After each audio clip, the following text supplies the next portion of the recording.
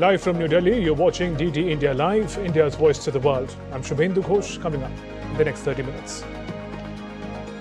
Prime Minister Narendra Modi conferred with Brazil's highest honor, the Grand Collar of the National Order of the Southern Cross by President Lula da Silva.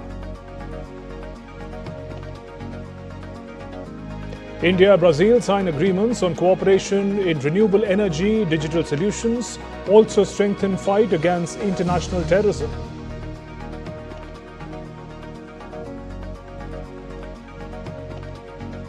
No breakthrough yet for a ceasefire between Israel and Hamas. Qatar says need time after US President Trump voiced optimism for a possible deal.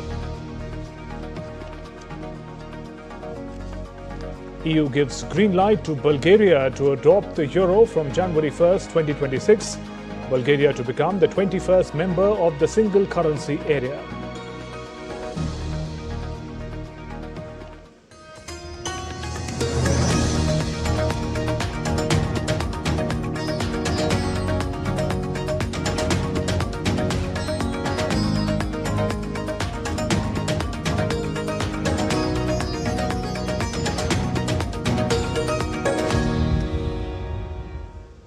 Prime Minister Narendra Modi was bestowed with Grand Collar of the National Order of Southern Cross. This is Brazil's highest honor, which is awarded exclusively to foreign nationals as a symbol of friendship and respect.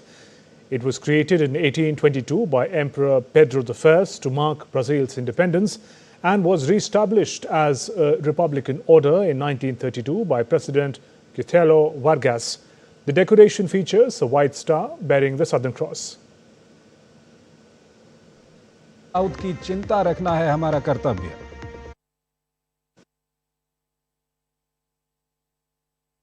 And we're looking at the grand honor that was bestowed on a Prime Minister, the highest honor of Brazil, awarded to Prime Minister Narendra Modi by President Lula da Silva of Brazil. The order represents Brazil's heritage. With this honor, Prime Minister Narendra Modi now has been bestowed with the 26th such global recognition.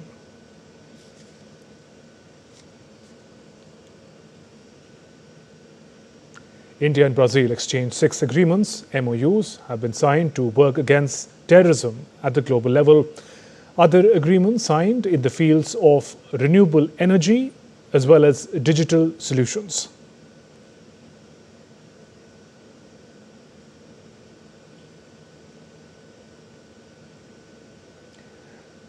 A number of agreements were signed between India and Brazil after delegation-level talks between India and Brazil, between Prime Minister Narendra Modi and President Inácio Lula da Silva of Brazil. Agreements have been signed to strengthen cooperation against terrorism. Also, earlier in the day, Prime Minister Modi was accorded a grand ceremonial welcome at Brazil's presidential palace in Alvorada Palace. मेरे परम मित्र राष्ट्रपति लूला, दोनों देशों के delegates, media के साथियों, नमस्कार. बोआ तार्ज. रियो और ब्राजीलिया में हमारे गर्मजोशी भरे स्वागत के लिए मैं राष्ट्रपति लूला का, मेरे मित्र का हार्दिक आभार व्यक्त करता हूं.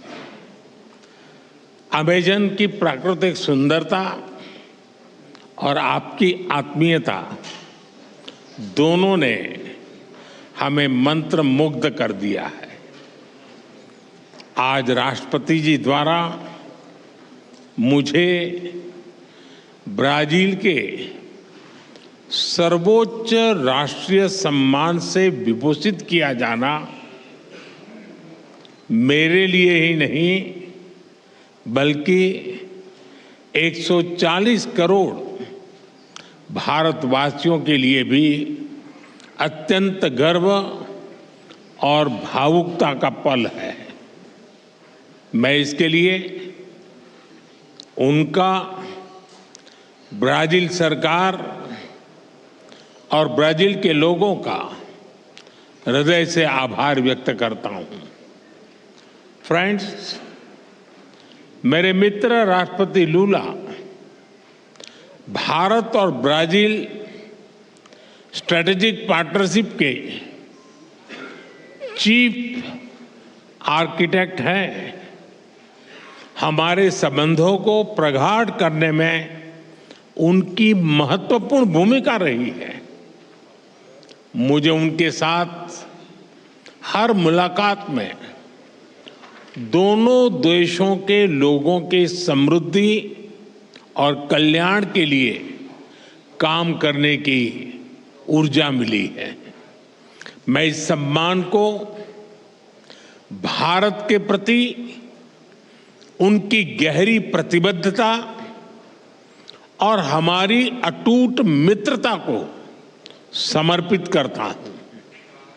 फ्रेंड्स, आज की चर्चाओं में हमने हर क्षेत्र में सहयोग को सुदृढ़ करने पर बात की। हमने आने वाले 5 वर्षों में द्विपक्षीय व्यापार को $20 बिलियन तक ले जाने का लक्ष्य निर्धारित किया है। फुटबॉल ब्राजील का जुनून है। क्रिकेट भारत के लोगों का पैशन। बॉल बाउंड्री के पार करे या गोल में डाले, जब दोनों एक ही टीम में हो तो 20 बिलियन की साझेदारी कठिन नहीं है। हम मिलकर Bharat Mercosur preferential trade agreement के विस्तार पर भी काम करेंगे। फ्रेंड्स, ऊर्जा के क्षेत्र में हमारा सहयोग निरंतर बढ़ रहा है। पर्यावरण और क्लीन एनर्जी दोनों देशों की मुख्य प्राथमिकता है। इस क्षेत्र में सहयोग बढ़ाने के लिए आज जो समझौता किया गया है, उससे हमारे ग्रीन गोल्स को नई दिशा और गति मिलेगी। इस वर्ष ब्राजील में होने जा रही COP30 बैठक के लिए मैं राष्ट्रपति लूला को शुभकामनाएं देता हूं। फ्रेंड, रक्षा के क्षेत्र में बढ़ता सहयोग हमारे गहरी आपसी विश्वास का प्रतीक है। हम अपने रक्षा उद्योगों को आपस में जोड़ने के प्रयास जारी रखेंगे।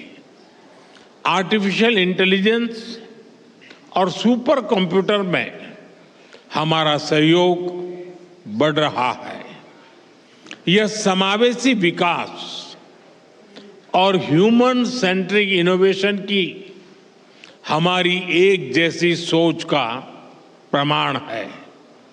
ब्राजील में यूपीआई के एडॉप्शन पर भी दोनों पक्ष मिलकर काम कर रहे हैं। हमें डिजिटल पब्लिक इंफ्रास्ट्रक्चर और स्पेस जैसे क्षेत्रों में भारत का सफल अनुभव ब्राजील के साथ साझा करने में खुशी होगी। कृषि और पशुपालन क्षेत्र में हमारा सहयोग दशकों पुराना है। अब हम एग्रीकल्चरल रिसर्च और फूड प्रोसेसिंग पर भी मिलकर काम करेंगे। स्वास्थ्य के क्षेत्र में भी हम अपना विन विन सहयोग बढ़ा रहे हैं। हमने ब्राजील में आयुर्वेद और ट्रेडिशनल मेडिसिन के विस्तार पर बल दिया।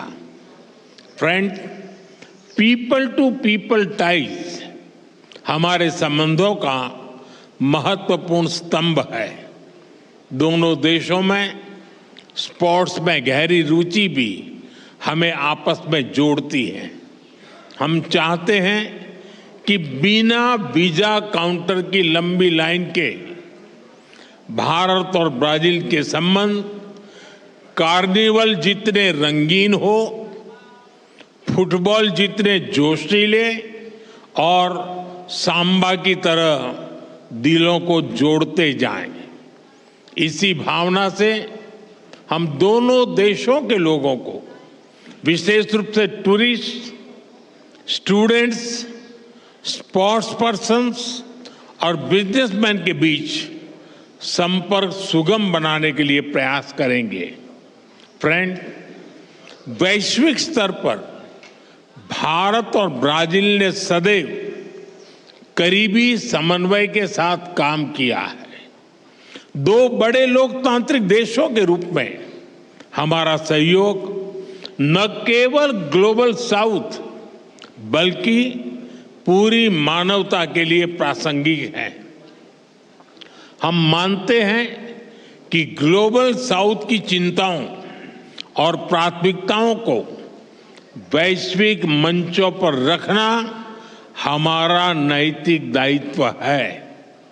आज जब विश्व तनाव और अनिश्चितता के दौर से गुजर रहा है, मेरे मित्र ने बड़े विस्तार से बताया है, मैं इसको रिपीट नहीं कर रहा हूं। भारत ब्राजील की यह साझेदारी स्थिरता और संतुलन का एक अहम स्तंभ है। हम एकमत है कि सभी विवादों का समाधान डायलॉग और डिप्लोमेसी के माध्यम से होना चाहिए। आतंकवाद के खिलाफ लड़ाई पर हमारी सोच समान है। Zero tolerance and zero double standards. हमारा स्पष्ट मत है कि आतंकवाद पर दोहरे मापदंडों का कोई स्थान नहीं है। हम आतंकवाद और आतंकवाद के समर्थकों का कठोर विरोध करते हैं। एक्सेलेंसी, एक बार फिर इस सर्वोच्च राष्ट्रीय सम्मान के लिए और आपकी मित्रता के लिए मैं 140 करोड़ भारतवासियों की ओर से आपका बहुत बहुत आभार व्यक्त करता हूं। मैं आपको भारत यात्रा करने का निमंत्रण भी देता हूं। धन्यवाद। मुइतो ओब्रिगादो। That was a statement by Prime Minister Narendra Modi after the delegation-level talks. Host of areas where the cooperation has been boosted between India and Brazil: technology, agriculture, also the areas like sports, education and businesses where the leaders would like better cooperation. An aim or goal of $20 billion trade volume has also been set between the two countries. Prime Minister was earlier conferred the highest honor of Brazil by President Lula da Silva. Earlier in the day, Prime Minister Narendra Modi was accorded grand ceremonial welcome at Brazil's presidential palace, the Alvorada Palace. A unique 114-horse welcome was accorded to Prime Minister Modi in Brasilia. PM was warmly received by President Lula da Silva and the First Lady at the Alvorada Palace with a guard of honor. Thereafter, Prime Minister Modi held delegation-level talks with Brazilian President Luiz Inácio Lula da Silva in Brasilia. The talks focused on broadening strategic partnership between the two countries in areas of mutual interest, including trade, defense, energy, space, technology, agriculture, health, people-to-people connect. Several agreements have also been signed after the talks between the two nations. President Lula da Silva is also going to host a special lunch in honor of Prime Minister Modi later today. Prime Minister is the first Indian PM in 57 years to visit Brazil on a state visit. Leaders of India and Brazil also held delegation-level talks in Brasilia. The talks focused in areas of mutual interest, including trade, defense, energy, space, technology, agriculture, health, and people-to-people linkages. The bilateral relationship between India and Brazil is based on common global vision, shared democratic values, and a commitment to foster economic growth with social inclusion for the welfare of people of both the countries. India and Brazil share close and multifaceted relations, which was elevated to strategic partnership in the year 2006. Both countries cooperate closely in multilateral forums such as BRICS, EPSA, G20, G4, International Solar Alliance, Global Biofuel Alliance, Coalition for Disaster Resilient Infrastructure, United Nations, World Trade Organizations, UNESCO, and World Intellectual Property Organization. And as strategic partners, India and Brazil have several institutional mechanisms to coordinate bilateral ties, including Joint Commission Meeting, JCM, at the level of foreign ministers, strategic dialogue between national security advisors, NSAs, foreign office consultations at the secretary level, trade monitoring mechanism between commerce ministries as well. India and Brazil share robust and dynamic trade relations. Let's have a look at some of the key areas of trade ties. In 2024-25, bilateral trade reached $12.20 billion with Indian exports to Brazil at $6.77 billion and imports from Brazil at $5.43 billion. Key Indian exports to Brazil include processed petroleum products, diesel, agrochemicals, pesticides, fungicides, chemicals, pharmaceuticals, engineering products, textured filament yarn, and unwrought aluminium, while key Brazilian exports to India include crude oil, soybean oil, non-monetary gold, raw sugar, cotton, gums, wood, turpentine oil, chemicals, carboxylic acid, iron ore, and concentrates. The Indian investments in Brazil are estimated to exceed $6 billion. Meanwhile, Brazilian investments in India are around $1 billion. There is a discussion between ICAR and Embrapa of Brazil for concluding an agreement on agricultural research. Besides that, let's keep in mind that while the two countries are superpowers in their own right for agriculture and agriculture export, we are not competing with each other. Right. So our trade basket, our export basket is different from export basket of Brazil.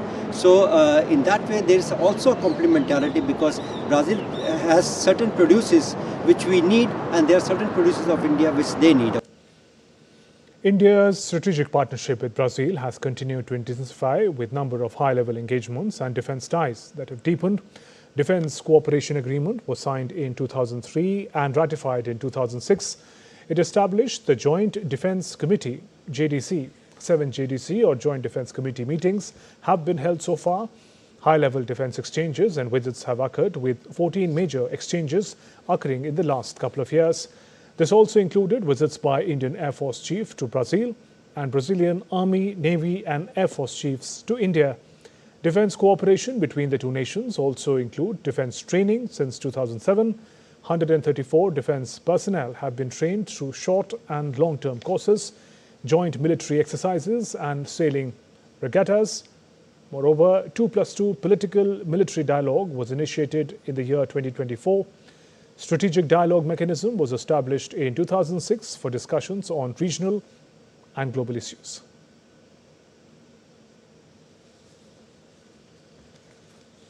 And Prime Minister Narendra Modi will embark on a landmark visit to Namibia on Wednesday, marking the final leg of his five-nation tour and the first visit by an Indian Prime Minister to the African nation in nearly 3 decades.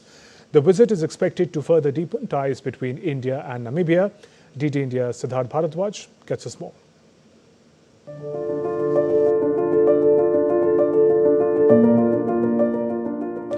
Prime Minister Narendra Modi is all set to visit Namibia in what is seen as a historic moment when it comes to the ties between both the countries. This is the third ever prime ministerial visit happening after a gap of 27 years.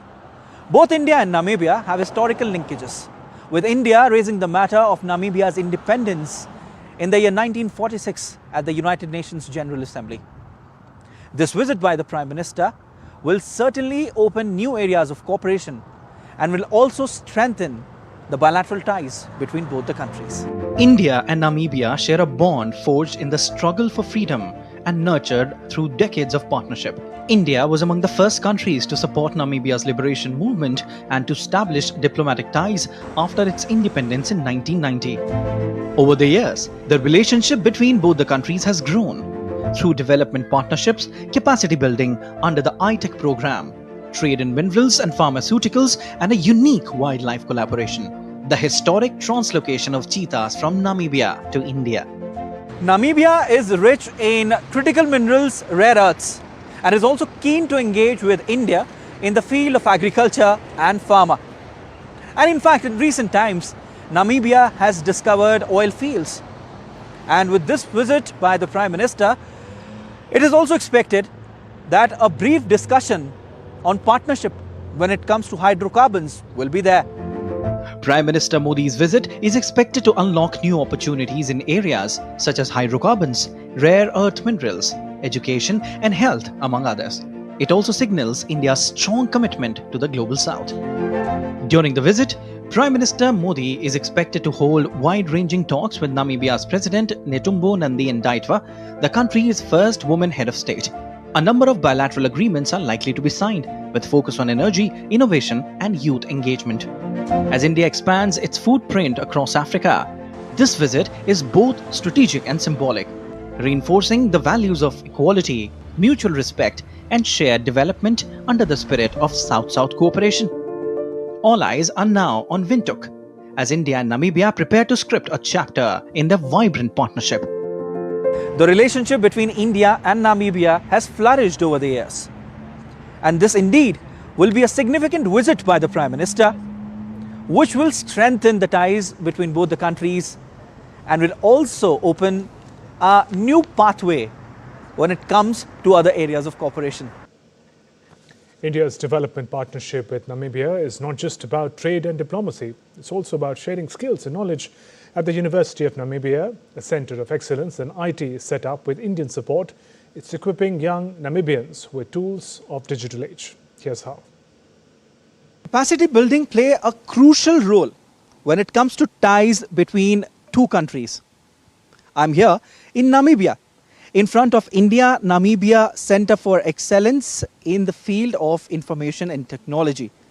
This center is established with the assistance by the Government of India, where hundreds of students have already been trained in the field of IT, and many of them are already enrolled to learn new skills, to burnish their skills, and to fulfill the vision of Namibian government of e-governance and digital empowerment. This center offers training in areas like software development, cybersecurity, and web design, all aimed at giving Namibian youth a competitive edge in the technology-driven world. All these programs were set up with the assistance of the Indian government through SIDEC, because we basically implemented our programs in collaboration with SIDEC in Pune. This is a very good collaboration with the Indian government to assist the Namibian government with ICT education. The center is not just about building skills, it also creates opportunities for students from all walks of life to access quality IT training. It's part of India's focus on development that indirectly benefits people on the ground. This center, we call it as India-Namibia Center of Excellence in Information Technology, which is established at Namibia University of Science and Technology under the bilateral agreement between Government of India and Government of Namibia. The main aim of this center is capacity building in Namibia and also to boost the research capacity in Namibia. So using these capacity sector, we offer a few programs here. Many of the students, like I would say 500 plus students have been trained, and those are basically working professionals. We are assisting ministries and the government offices. They used to come here and upskill their knowledge. How do you see the future of the center as more and more students they enroll in the center to learn in the field of IT? I would say very, very important contribution from Government of India as well as, in assisting the Government of Namibia to build the capacity in Namibia. So definitely center will fly, and we will work and assist as much as possible. So we got to know that the India-Namibia Center of Excellence in Information Technology is not just a center. It's a vision where Namibians, youths and working professionals are being trained to work in the field of IT and also to burnish their skills, and which exactly is the demand of the future. With camera person Alok, this is Siddharth Bhardwaj reporting for DD India in Namibia. Economic ties between India and Namibia continue to grow steadily. We take you inside a diamond processing unit run by an Indian company that's training and employing Namibians on the ground. I am at Ankit Gems here in Namibia, the oldest factory of diamond cutting and polishing set up by an Indian. And just ahead of Prime Minister Narendra Modi's visit, this facility is a clear example of how Indian investment is adding value locally and also strengthening the economic ties between the two countries.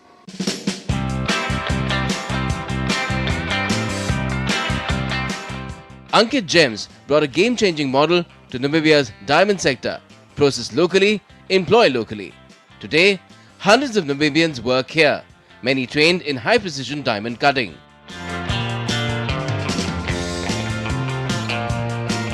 The Indian company's presence supports Namibia's long-standing vision, retain more value from its natural resources, and provide long-term employment to its citizens. We are very happy here polishing diamonds, so it's been a really good experience. I've been working as an export and import operator. Then now I'm doing traceability so that every stone that anybody from outside buys, they are able to trace it on our traceability and see from rough to finished polishing.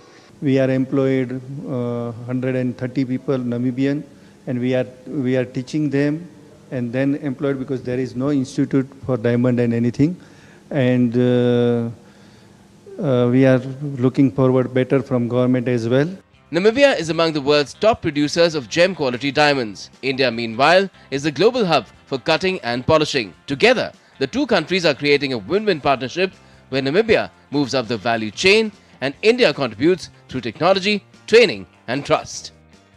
As Prime Minister Narendra Modi is all set to visit Namibia, ventures like Ankit Gems reflect a deeper story of growing India-Namibia partnership, which is creating jobs, generating employment, and a promising future. With camera person Alok, this is Siddharth Bhardwaj reporting for DD India in Namibia. And we're heading for a short break. There's more coming up.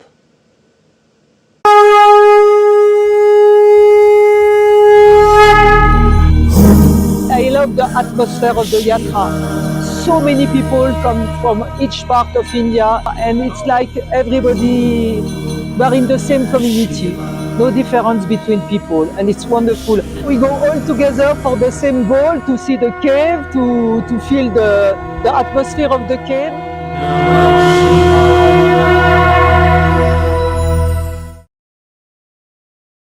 Can the US launch a bombing campaign against Iran? The Philippines vessel suffered structural damage. The saga of child sexual abuse is the United States China's debt trap strategy.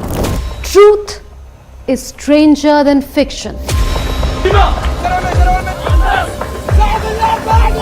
But sometimes hard to uncover.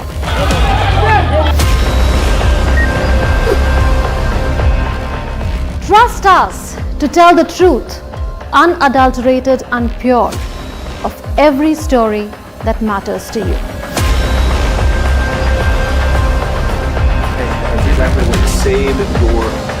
You read between the lines, cut the clutter, and connect the dots to get you the full picture.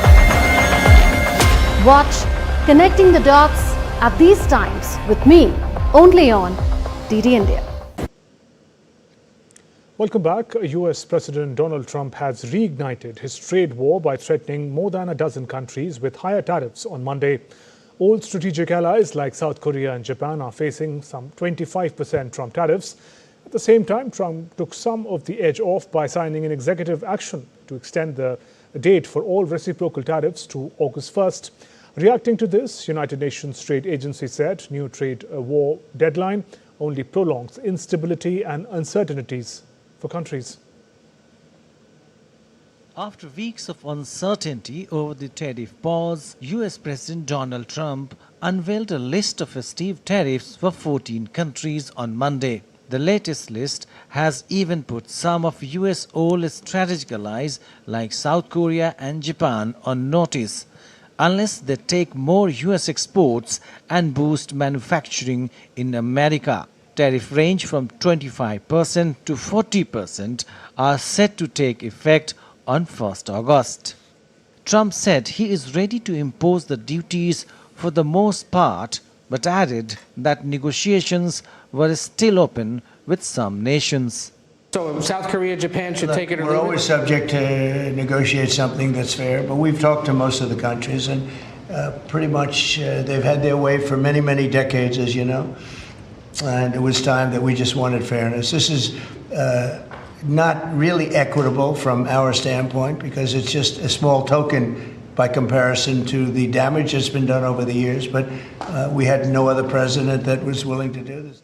Apart from Japan and South Korea, Trump sent similar letters to the leaders of 12 other countries, including Tunisia, Malaysia, Kazakhstan, South Africa, Bosnia and Herzegovina, Indonesia, Serbia, Bangladesh, Cambodia, Thailand, Laos and Myanmar, informing them that tariffs ranging 25% to 40% would be charged starting next month.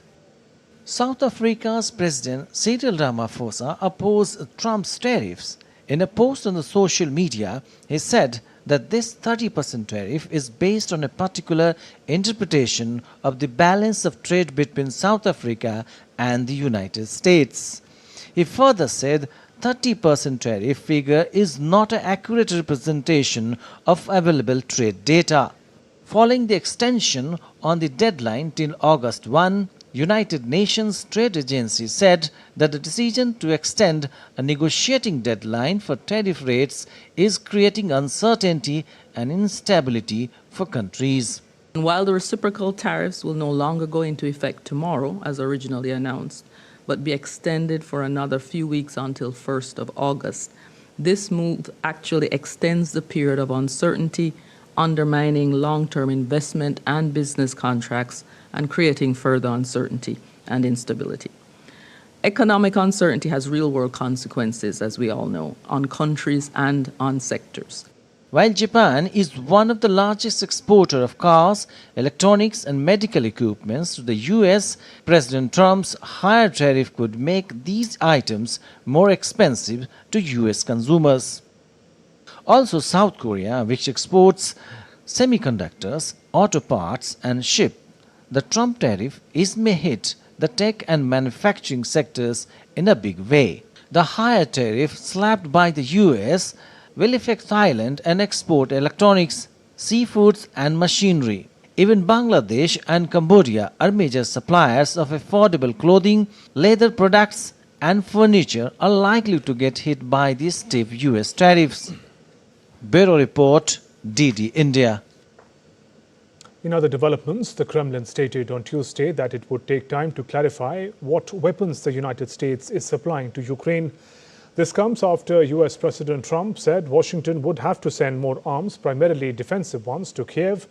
When asked about Trump's remarks, Kremlin spokesperson Dmitry Peskov said there were many contradictory statements about American weapons supplies to Ukraine, though it was clear that European weapons deliveries were continuing. Regarding the specifics of ongoing US military shipments to Ukraine, time is still required for definitive clarification. Currently, there is a lot of contradictory information. Negotiations to halt the fighting in Gaza are gaining momentum, but a breakthrough remains elusive. Host nation Qatar says talks between Israel and Hamas need time. As diplomatic efforts intensify, violence on the ground shows no sign of easing.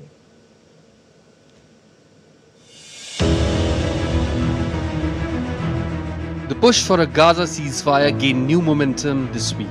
Israel on Tuesday said that while gaps in the ceasefire talks remain, they can be bridged, but cautioned that it may take more than a few days to reach a final deal.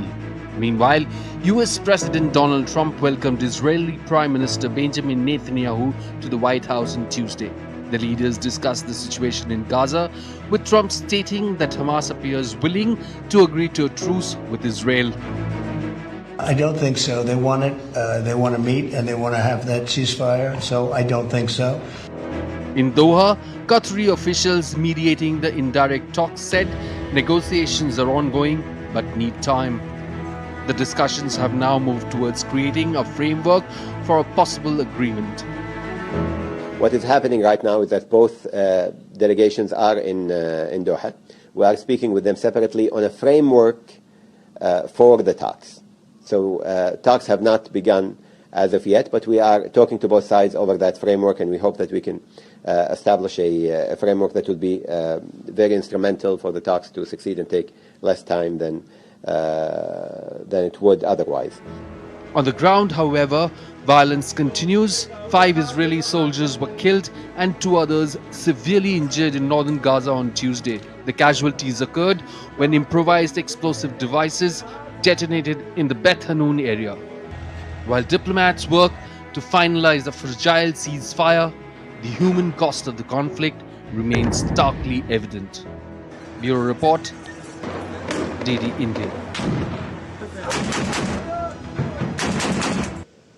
The European Union has taken a significant step towards deeper integration.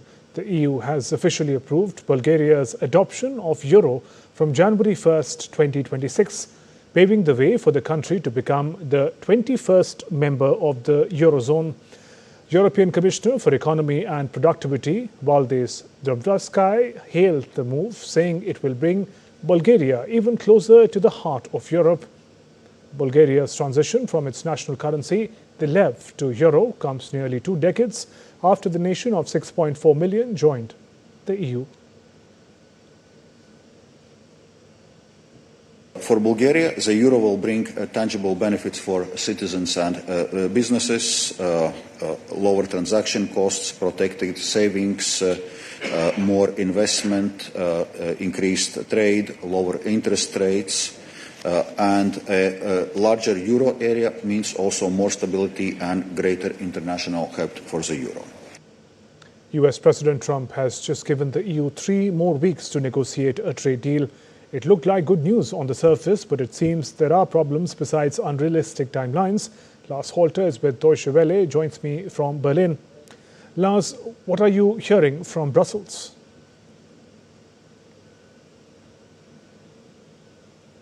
Thanks for having me. Yes, indeed, the more we're hearing from Washington and from Brussels, the more I get the feeling that unrealistic timelines are not the problem at all. Look, it has always been clear that the EU and the US wouldn't be able to negotiate a comprehensible trade agreement within such a short time. As a matter of fact, no trading partner of the US can negotiate a reasonable agreement in just a few weeks. And those who have signed a deal, I'm looking at Britain here, for example, they basically used the old deal they had, made a few updates. It was mostly a big show put on to placate Donald Trump. Now, let's not waste any more time on Trump rushing to get deals. The much bigger problem is the European Union appears torn over what kind of a deal they actually want to have with the United States. Germany and Italy are the 2 EU member states that are in fact making the case for quickly signing a deal. No wonder. Their economies heavily rely on exports to the US and they fear higher tariffs. But then there's France and Denmark, for example, who are warning that the EU might be about to sell out to the US and likely get to regret that later. And what are the alternatives for Brussels? Well, mainly the alternative is to keep negotiating and to show the US that a healthy trade partnership is beneficial to both sides. Now, obviously, that's not an argument that Donald Trump might easily understand. He has often thrown tariffs around. He has shown often enough that he doesn't understand trade as a larger concept. But the numbers are clear. If the EU would just accept higher tariffs on some goods, in the interest of not caving to Trump, then certain goods would become more expensive in the US. Consumers or companies over there would suffer. And eventually there might be enough pressure on Trump from within to stand down. Now, will that happen? That's unclear, of course. But the EU member states definitely have to make sure they keep fighting as one and not go after their particular interests. After all, Trump has made sure to threaten tariffs on products from all countries. Belgian chocolate, there's milk from Ireland, olive oil from Spain. So it should be easy for Brussels to understand we are all in this together and should not allow to be played against each other. Lars Holter, thank you. Severe weather conditions are being reported across parts of the world, including floods, wildfires, typhoons and heat waves. Countries from the US to Asia and Europe are witnessing significant climate-related developments. Here's a roundup of major weather events. Climate change is now a reality, and it's looking straight into our eyes. The most visible consequences is rise in the intensity and frequency of extreme weather events.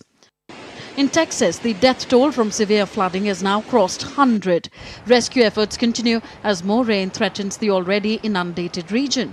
US President Donald Trump is scheduled to visit the affected areas on Friday.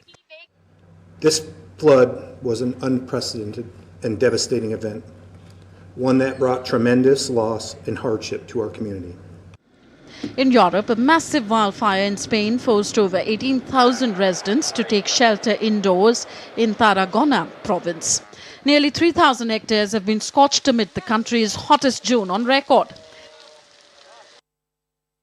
Meanwhile, in France, a fierce blaze has destroyed over 1,400 hectares and shut down a major highway. Evacuations are underway as hot and dry conditions worsen. Greece has partially shut the Acropolis as temperatures soar past 42 degrees Celsius during a heat wave. Emergency measures are in place to protect the public and workers. In the US, while the Texas floods are wreaking havoc, California's largest wildfire this year, the Madre Fire, is tearing through Los Padres National Forest. Over 1,400 firefighters are battling flames fueled by dry bush and extreme heat. China's eastern coast braces for Typhoon Danis. Firefighters in Zhejiang province are reinforcing homes as the storm approaches, expected to make landfall between Taichung and Ningde. Meanwhile, in the Himalayan region of Asia, a sudden flood swept away the friendship bridge between Tibet and Nepal. Experts suspect a glacial lake burst triggered the deluge. At least 18 are missing in Nepal and 11 on the Chinese side.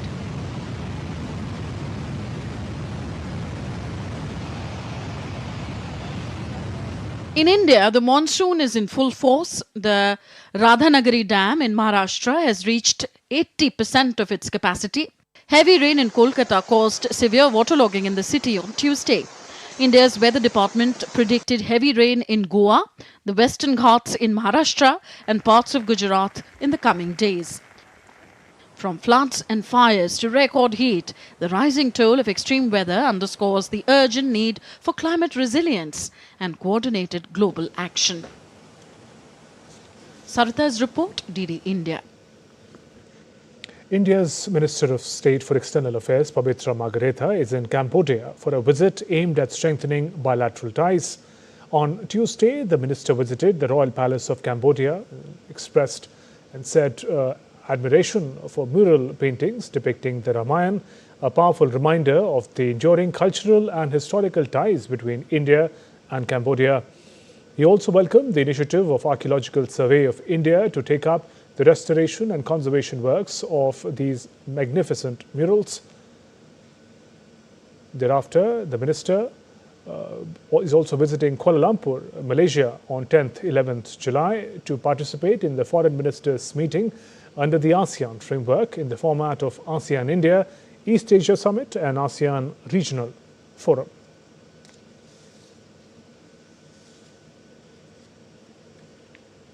Let's now turn to other stories making news around the world. With frequent quakes near Kagoshima outer islands, Japan's earthquake readiness is on full display. At Tokyo's Sensoji Temple, staff guide tourists to safety zones and annual drills with emergency services. Parks near Tokyo Bay double as shelters. School children regularly practice evacuation, while tourists may not be vigilant. Japan's well-drilled population and infrastructure stands ready, proving that the preparedness is a way of life there.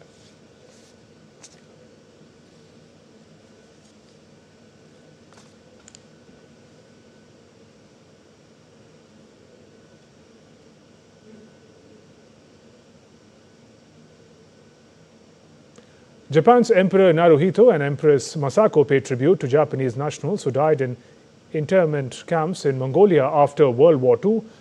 About 14,000 Japanese were detained by Soviet Union and sent to Mongolia after war.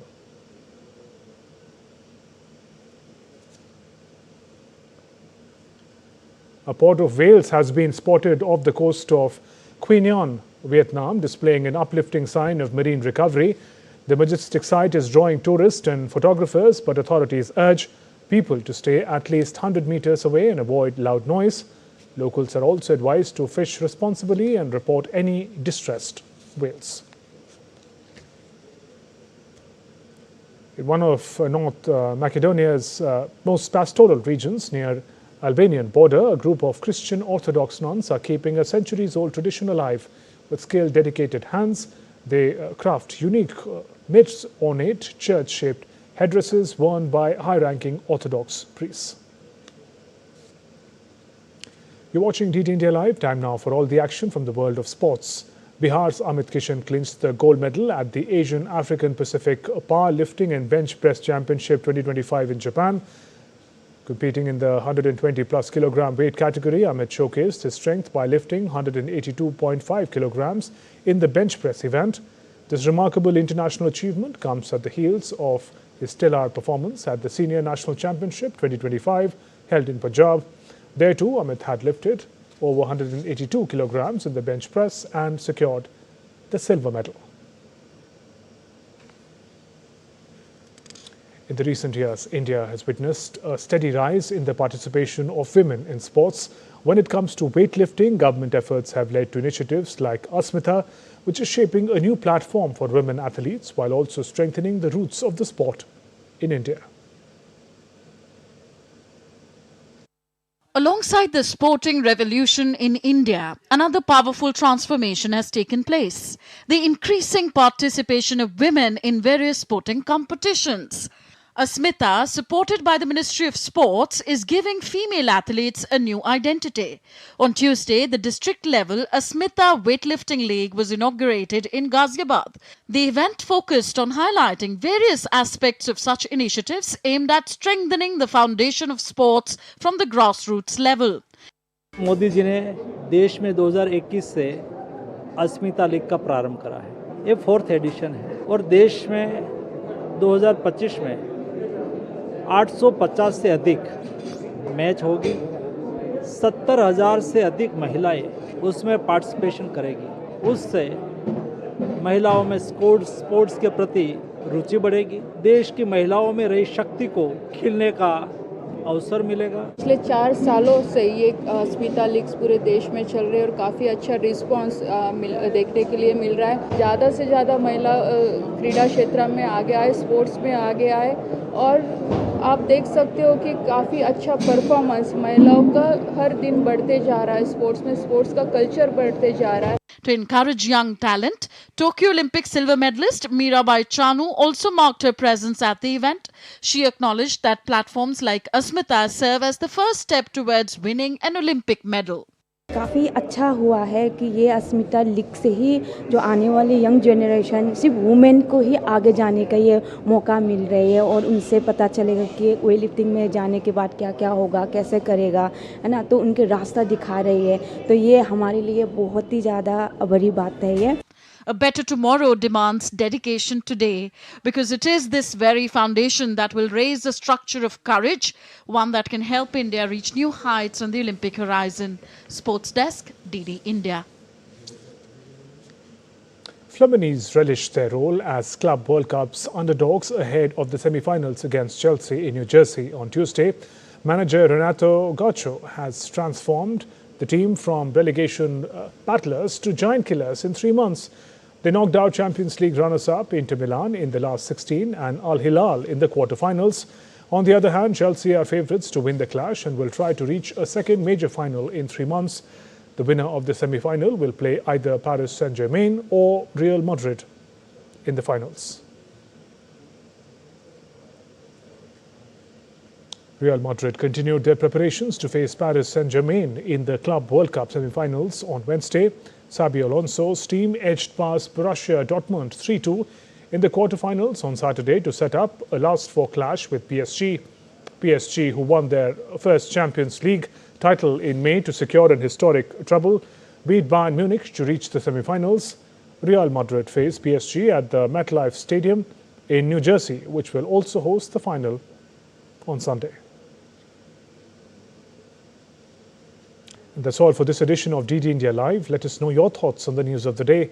For those on the go, you can get all the latest news and updates from India and the world on DD India mobile app.